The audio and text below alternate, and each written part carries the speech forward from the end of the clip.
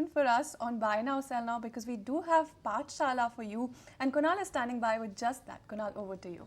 Yeah, what a great time, I think, because of the market turmoil over the last 5-7 days. What I've taken is a topic which is extension of what we discussed in the previous Paathshala session, which was on importance of 200 moving average, and extrapolated this into one of the observations just around the 200 moving averages, and that is gaps happening in stocks or in asset classes just around the 200 DMA.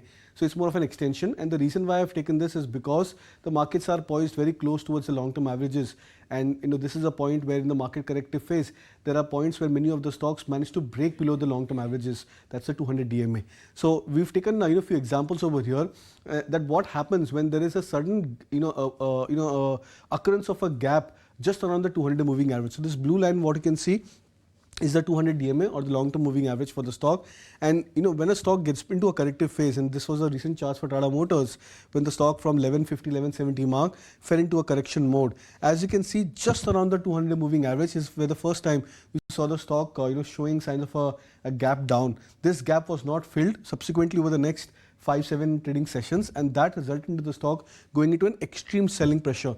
So even at a point when the stock was almost at 950 thereabouts, around the gap which was formed around the 200 moving average, from there the stock has fallen by another 200-250 points, closing into almost 700. So that's the significance of a gap which occurs just around the 200 moving average, and if it doesn't get filled subsequently in the next 5-7 days. We'll look at one more example, again a large cap name which has shown signs of a gap down just around the 200 moving average, and coincidentally Reliance Industries was the stock which had formed a gap just around the 200 moving average. This was at a point when the stock was at 1450 levels, adjusted to the special situation price for Reliance Industries, and from there on the stock has fallen by another 200 to 50 points. So that's the significance of a gap which occurs almost precisely or exactly at the 200 moving average, and whenever that happens, the intensity of the direction or rather the trend of the direction intensifies in the direction of the gap. Now I've taken one more example, but this time on the positive side.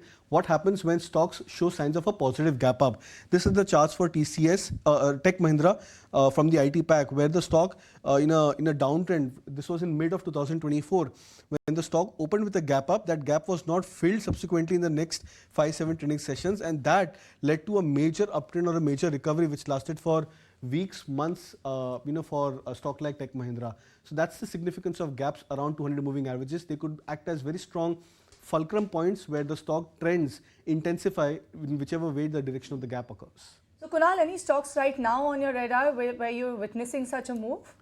So there's one stock which is showing signs of a mild bit of a gap up, and that's Bajaj Finance or Bajaj Finserv. I think both of these stocks are showing some signs of a positive gap so far on the charts.